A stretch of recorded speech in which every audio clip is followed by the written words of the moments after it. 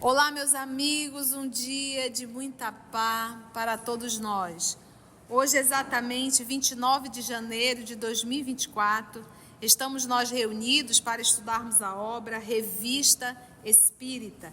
E em Revista Espírita nós estamos no mês de novembro de 1860. Esse trabalho é conduzido pela nossa querida Mita e Carla. Hoje a Mita não pode se fazer presente, está de férias, em família, que Deus a proteja. Mas está aqui a nossa amiga Carlinha, firme e forte, para dar continuidade ao nosso estudo. E vamos envolver a Carla para fazer a nossa prece de gratidão. Amado Jesus, graças te damos por essa oportunidade de mais uma vez podermos nos reunir e estudar lições valiosas e preciosas para nós neste momento que urge nossa transformação moral, nosso conhecimento, nossos sentimentos melhorarem. Ajuda-nos a compreender a grandiosidade e a profundeza dessas lições e fica conosco, hoje e sempre. Que assim seja. Terminamos a dissertação do senhor Allan Kardec sobre o que o Espírito Georges falou sobre a vida após a morte, logo o despertar de um espírito. E ele falou, explicou tudo e não coincidentemente ele continua agora logo com as primeiras impressões de um espírito. Então, para ver como ele é didático, né? Colocou essa comunicação logo depois da explicação que ele já deu anteriormente. E aí vamos ver o que ele vai mais para reforçar essa lição. Dissertações espíritas recebidas ou lidas na sociedade por vários médiuns. Primeiras impressões de um espírito. Médium, senhora Costello. Falarei da estranha mudança que se opera no espírito logo após a sua libertação. Então ela já vai começar no mesmo tema que o Georges falou. Agora vamos ver as impressões desse espírito. Ele se evapora dos despojos que abandona, como uma chama se desprende do foco que a produziu. Depois sucede uma grande perturbação e essa dúvida estranha: estou morto ou vivo? A ausência das sensações ordinárias produzidas pelo corpo surpreende e imobiliza, por assim dizer. Como um homem habituado a um fardo pesado, nossa alma, aliviada repentinamente, não sabe o que fazer de sua liberdade. Depois, o espaço infinito, as maravilhas sem número dos astros, sucedendo-se num ritmo harmonioso, os espíritos solícitos flutuando no ar e deslumbrantes de luz sutil que parece atravessá-los. O sentimento da libertação que inunda de repente. A necessidade de lançar-se também no espaço como aves que querem treinar as próprias asas, tais as primeiras impressões que todos nós sentimos. E aí esse espírito aqui tem outras impressões totalmente diferentes do senhor Georges, que disse que não tem comunicação, que ninguém vem ver a gente, que não tem nada de ajuda entre os outros. Então, novamente, só para frisar que tudo depende da evolução moral de cada ser que desencarna. Não vos posso revelar todas as fases desta existência. Apenas acrescentarei que, tão logo satisfeita com o seu encantamento, a alma ávida quer se lançar e subir mais às regiões do verdadeiro belo, do verdadeiro bem. E essa aspiração é o tormento dos espíritos sedentos do infinito. Como a crisálida, esperam despojar-se de sua pele, sentem brotar as asas que o levarão radiosos ao azul abençoado. Mas, retidos ainda pelos laços do pecado, devem planar entre o céu e a terra, não pertencendo nem a um nem a outro, que são todas as aspirações terrenas comparadas ao ardor insaciável do ser que entreviu um recanto da eternidade. Sofrei, pois, bastante para chegardes depurados entre nós. O Espiritismo vos ajudará, pois é uma obra abençoada. Liga entre si os espíritos e os vivos, formando os elos de uma cadeia invisível que sobe até Deus. Delfine de Girardin. A gente já viu a biografia da Delfine, ela também está no Evangelho. Veja no nosso canal. Sofrei, pois, bastante para chegar depurado entre nós, né? Então é por isso que Jesus diz: no mundo tereis aflições, vale a pena o sacrifício. E esse sofrer, meus irmãos, é sofrer sacrificando orgulho, vaidade, egoísmo, né? Sacrificar os prazeres. Isso é sofrimento para a gente. O nosso sofrimento ainda não é um sofrimento de um espírito superior, é um sofrimento primário, é um sofrimento ainda de sacrificar os nossos gostos, os nossos pendores, os nossos desejos. É só isso, é só isso. Mas é melhor esse sacrifício aqui do que a gente ficar no mundo espiritual perambulando pelos vales da vida. Então vale a pena, o Espiritismo, sofrei, pois, bastante para chegar depurado entre nós. E a única forma desse processo de depuração é seguir o caminho que Jesus nos ensinou, que não é ainda um caminho para ser um Cristo, é um caminho para sermos humanos. É uma leitura desavisada. Muito bem, a nossa Cecília está falando, mas tia, quem fizer uma leitura dessa, sem estar muito atento, né, vai fazer uma redundância, achar que tudo é assim. Mas por isso é que nós temos aquela comunicação anterior, né, Carlinha? De quem era?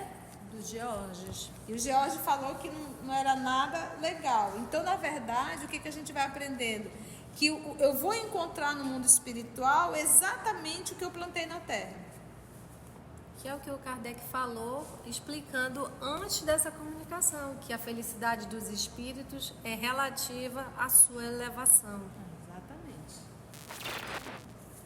Segunda dissertação, os órfãos. Tem uma nota do tradutor. Essa mensagem foi inserida por Allan Kardec em O Evangelho segundo o Espiritismo, capítulo 13, item 18 da edição definitiva de 1866. Médium é a senhora Schmidt. Meus irmãos, amai os órfãos. Se soubesseis como é triste ser só e abandonado, sobretudo na infância, Deus permite que haja órfãos para vos estimular a servir-lhes de paz. Que divina caridade amparar uma pobre criaturinha abandonada, evitar que sofra fome e frio, dirigir-lhe a alma, a fim de que não desgarre para o vício. Quem estende a mão a uma criança abandonada agrada a Deus, porque compreende e pratica sua lei. Ponderai também que muitas vezes a criança que socorreis vos foi cara em outra encarnação, mas se pudesseis lembrar-vos, já não seria caridade, mas um dever. Assim, pois, meus amigos, todo sofredor é vosso irmão e tem direito à vossa caridade. Não, porém, a essa caridade que magoa o coração, não a essa esmola que queima a mão em quem cai, pois frequentemente os vossos óbulos são bem amargos. Quantas vezes eles seriam recusados se na choupana a enfermidade e a miséria não os estivessem esperando? Dai delicadamente, juntai ao benefício que fizerdes o mais precioso de todos, uma boa palavra, uma carícia, um sorriso amistoso. Evitai esse ar de proteção que equivale a resolver a lâmina do coração que sangra e considerai que, fazendo bem, trabalhai por vós mesmos e pelos outros. Jules Morin. Tem nem o que falar, né? Observação de Kardec. O espírito que assina a mensagem é completamente desconhecido. Podemos ver pela comunicação acima e por muitas outras do mesmo gênero que nem sempre é necessário um nome ilustre para obter belas coisas. É uma puerilidade, uma infantilidade prender-se ao nome. É preciso aceitar o bem, venha de onde vier. Aliás, o número de nomes ilustres é muito limitado. O dos espíritos é infinito. por que então não os haveria também capazes entre os que não são conhecidos? Fazemos esta reflexão porque há pessoas que julgam nada poder obter de sublime, a não ser chamando celebridades. A experiência prova o contrário todos os dias, mostrando-nos que podemos aprender alguma coisa com todos os espíritos, desde que saibamos aproveitar as ocasiões. Uma mensagem profunda, né, que cala, porque fala muitas vezes da maneira que a gente dá as coisas, né? Diz, olha, a gente dá com aquele olhar, com aquela cara, com aquelas advertências, e nos falta às vezes uma boa palavra, um carinho, um sorriso. E é isso que esse espírito vem dizer, um espírito desconhecido, mas que traz uma bela mensagem que Kardec frisa que não precisa ser um nome famoso. A próxima dissertação é a dissertação Um Irmão Morto à Sua Irmã Viva. Médium, Sra. Smith. Minha irmã, tu pouco me evocas. Isto não me impede de vir ver-te todos os dias. Conheço teus dissabores. Tua vida é penosa, bem eu sei, mas importa sofrer a sorte nem sempre alegre. Todavia, há por vezes um alívio nas penas. Aquele, por exemplo, que faz o bem à custa da própria felicidade, pode, por si mesmo e pelos outros, afastar o rigor de muitas provas. Neste mundo, é raro ver-se fazer o bem com essa abnegação. Certamente é difícil, mas não impossível, e os que têm essa sublime virtude são, em verdade, os eleitos do Senhor. Se nos dessemos bem conta dessa pobre peregrinação na terra, haveríamos de compreendê-lo. Mas assim não é. Os homens se agarram aos bens como se devessem ficar sempre em seu exílio. Entretanto, o mais vulgar bom senso, a mais simples lógica demonstram diariamente que aqui não passamos de aves de arribação e os que têm menos penas nas asas são os que chegam mais depressa. Minha boa irmã, para que serve ao rico todo esse luxo, todo esse supérfluo? Amanhã estará despojado de todos esses vãos ouropéis, a fim de descer ao túmulo, para onde nada levará. É verdade que fez uma bela viagem, nada lhe faltou. Não sabia mais o que desejar e esgotou as delícias da vida. Também é certo que, em seu delírio, algumas vezes lançou, sorrindo, a esmola nas mãos de seu irmão. Mas terá por isso retirado algo da boca? Não, porquanto não se privou de um só prazer, de uma única fantasia. Contudo, esse irmão é um filho de Deus, nosso Pai comum, a quem tudo pertence. Compreendes, minha irmã, que um bom pai não deserta um de seus filhos para tornar mais rico o outro? Daí porque recompensará o que foi privado de sua parte nesta vida. Assim, pois, os que se julgam deserdados, abandonados e esquecidos, alcançarão em breve a margem bendita, onde reinam a justiça e a felicidade. Mais infelizes do que fizeram mau uso dos bens que nosso Pai lhes confiou. Infeliz também o homem favorecido com um dom tão precioso da inteligência, se dela abusou. Acredita-me, Maria, quando se crê em Deus, nada existe na terra que se possa invejar, a não ser a graça de praticar suas leis. Teu irmão, William. Hoje uma chamada dessa, hein? Eu acho que foi um ânimo para ela, né?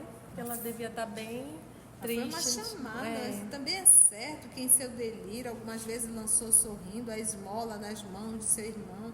Mas terá por isso retirado algo da boca? Não, mas ele está falando assim, para ela, do rico, né? Amanhã que serve está o rico, despojado né? de todos esses vãos. Que talvez ela esteja passando necessidade, né? Achando que está sofrendo. Ele disse, sofre que fica para todos. Porque, na verdade, o que vale não é o que eu dou, mas o porquê e como. É a intenção e também o sacrifício. Por exemplo, normalmente quando se dá só do que sobra, não do que vai fazer falta. E quando eu digo dar, não estou falando só de dinheiro, de bens, eu estou falando até de tempo mesmo, né? Dar-se. Né? Então, isso requer um esforço da gente, isso requer um sacrifício, e isso nos proporciona a verdadeira melhora, né?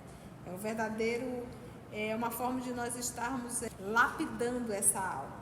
Então, ninguém lapida a alma sentado na poltrona, se lapida realmente indo para o sacrifício. Quanto maior o sacrifício, maior o mérito. Engraçado que ele fala bem o que a gente fala, né? Os homens se agarram aos bens como devessem ficar sempre em seu exílio. E aqui é o nosso exílio e a gente pensa que vai ficar pra cá pra sempre, Pra né? sempre aqui. E se apega, e se apega.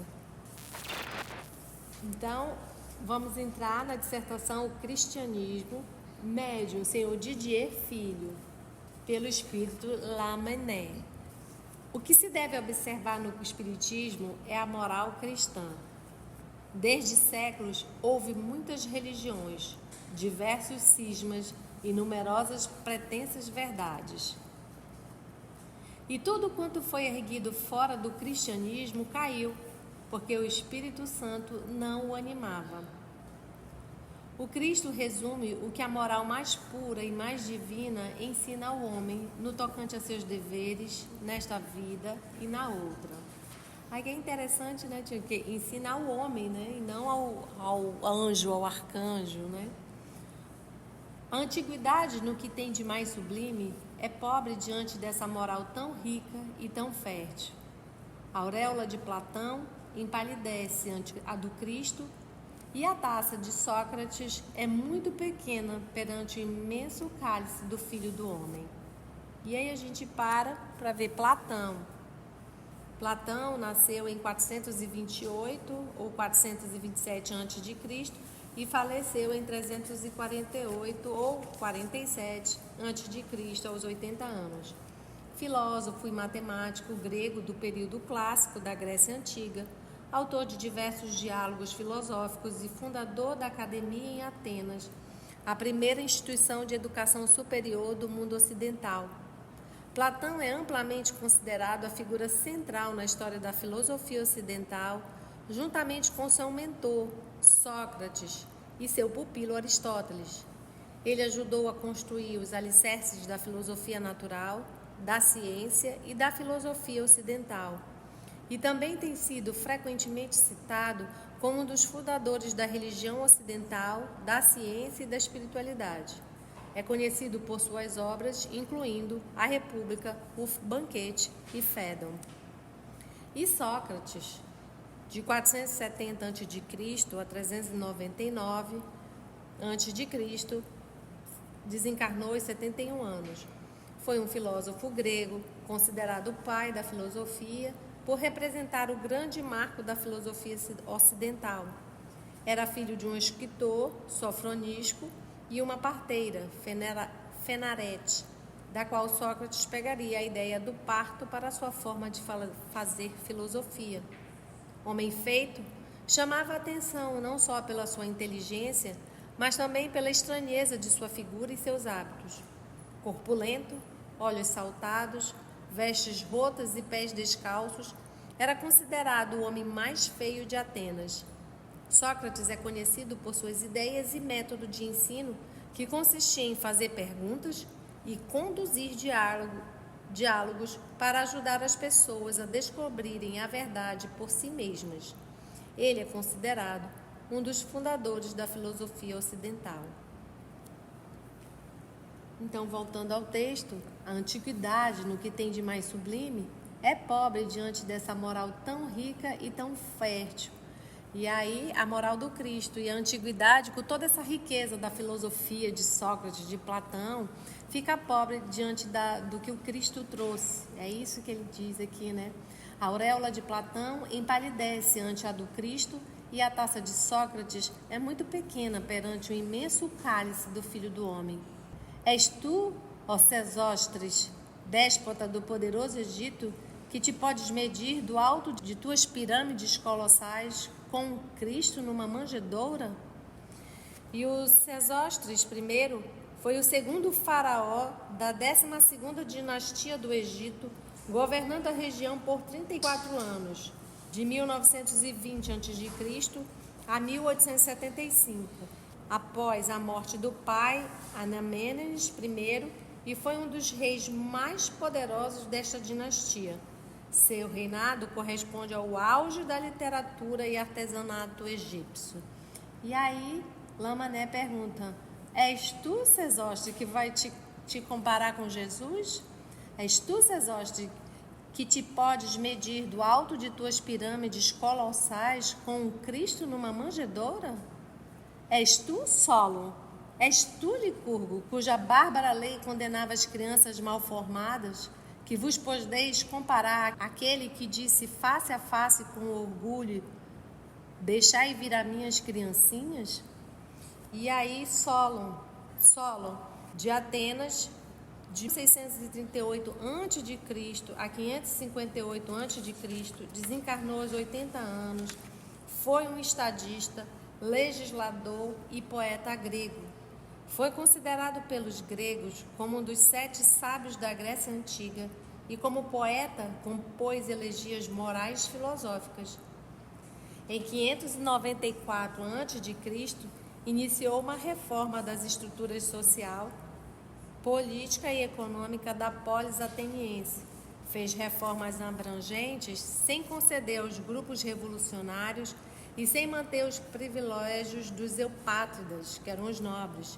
Criou a Eclésia, Assembleia Popular, da qual participavam todos os homens livres atenienses, filhos de pai e mãe atenienses e maiores de 30 anos. Por ocasião da entrada de Pisístrato na cena política ateniense, Solon se retirou em seu exílio voluntário.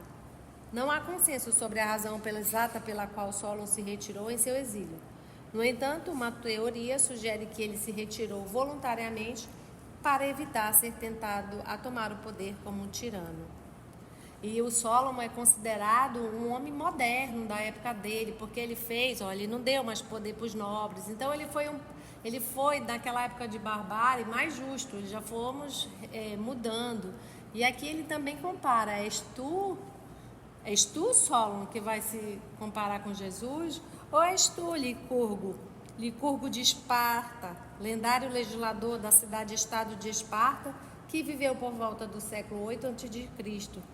É conhecido por ter criado um sistema de leis e instituições que tornaram Esparta uma das cidades-estado mais poderosas da Grécia Antiga. No entanto, não se sabe muito sobre sua vida e sua existência histórica foi posta em dúvida. E o povo de Esparta era quase bárbaro, né? Então, se tinha força, vivia, se não tinha, era morto mesmo.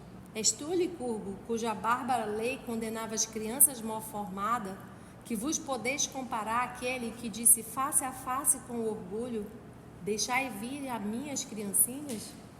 Sois vós, pontífices sagrados do piedoso Numa, cuja moral exigia a morte viva das vestais culpadas, que vos podeis comparar àquele que disse à mulher adúltera: levanta-te, mulher, e não peques mais?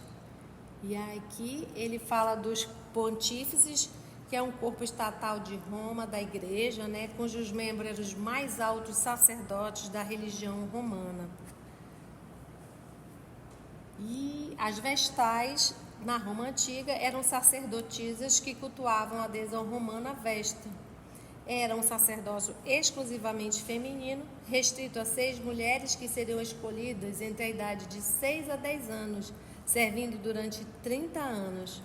Durante esse período, as virgens vestais eram obrigadas a preservar sua virgindade e castidade, pois qualquer atentado a esses símbolos de pureza significariam um sacrilégio aos deuses romanos e, portanto, também à sociedade romana. Então, a esses poderosos que mandavam sacrificar essas mulheres, a eles se comparariam a Jesus, ele que disse: levanta-te para a mulher adulta e não peques mais. Então ele está fazendo uma comparação com os poderosos da terra, com seus reinos, com seus poderes, e fazendo essa comparação com Jesus da manjedoura, com Jesus que levanta os humilhados, que dá voz à mulher. Então ele está fazendo toda essa comparação sobre o cristianismo, né? Não mais com esses mistérios tenebrosos que praticais, ó sacerdotes antigos. Não mais com esses mistérios cristãos que são a base desta religião sublime que se chama cristianismo.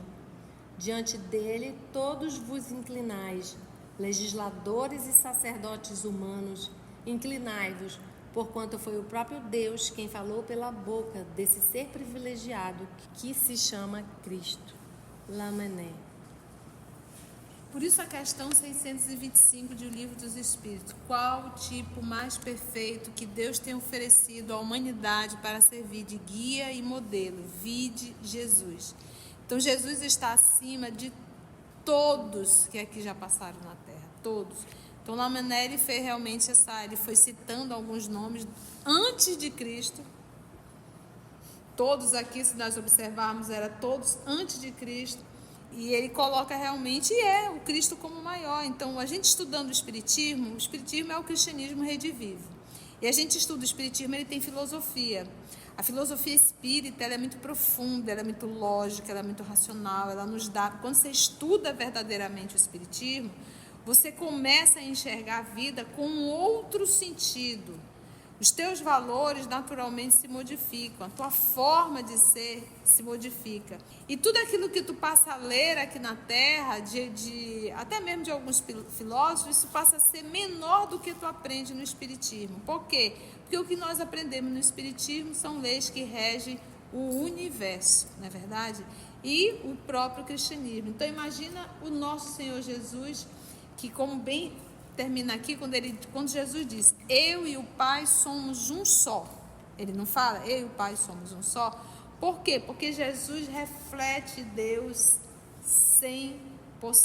Então, quando Jesus fala, é Deus falando por ele. Quem é maior que Deus? Entende? Quem é maior que Deus? E todos esses que vieram foi realmente a mando de Jesus. Ele é o governador. Então ele mandou do Ocidente e do Oriente. Todos os grandes mestres, grandes filósofos foram enviados pelo nosso Senhor Jesus para realizar o trabalho que competiu. E chegou uma hora que ele disse: agora eu vou. E veio. Muito bom, né, Carlinha? É profundo, é até complicado, se a gente for numa leitura corrida, fica bastante complicado da gente entender. Mas depois a gente vai percebendo a sutileza das comparações, que não deixaram de... Quando a gente estuda a história antiga, a gente vê que foram homens que são considerados até hoje, então fizeram grandes modificações na legislação, na forma do Estado, na mudança de muitas coisas, mas a grandeza do Cristo ultrapassa. Então, assim, sempre algum deles ele coloca onde escorregou, né? Assim, um que mandava matar as crianças, o outro que se... Então, assim, que o Cristo é o maior, né? A mensagem dele é imorredora, o nome dele é conhecido até hoje por causa de tamanha divindade, vamos dizer assim, bondade. E porque como ele fala aqui em Sócrates, né, que foi um grande também, um grande filósofo, Sócrates foi a taça da cicuta, mas Jesus foi o quê? Quando ele coloca aqui, ó, o cálice. O cálice. É muito pequena para o cálice de Jesus, não é verdade? E todos eles fizeram um movimento quase no horizontal. Jesus fez um movimento nos convidando para o vertical. E assim finalizamos, né, com esse belo texto, lembrando que quem é a questão 625, né, modelo e guia, Jesus, para todos os momentos, que nenhum ídolo nosso, humano, terráqueo, seja maior que ele em nossas vidas e que ele possa ser realmente o nosso sol. Se você chegou até aqui o final, deixa seu comentário. É muito importante a gente poder ler o teu comentário. Não esqueça de curtir para que possa divulgar a página. Dá o seu like, né? E, se possível, faça a sua inscrição no nosso canal e toca o sininho. Porque quando você toca o sininho, o YouTube avisa para você quando o EOS publicar um novo estudo. Então, receba um grande abraço da família EOS Manaus. E agradecemos assim a ele por essas luzes que nos inspiram e que possamos nos reunir novamente no nosso próximo encontro, se Deus assim permitir.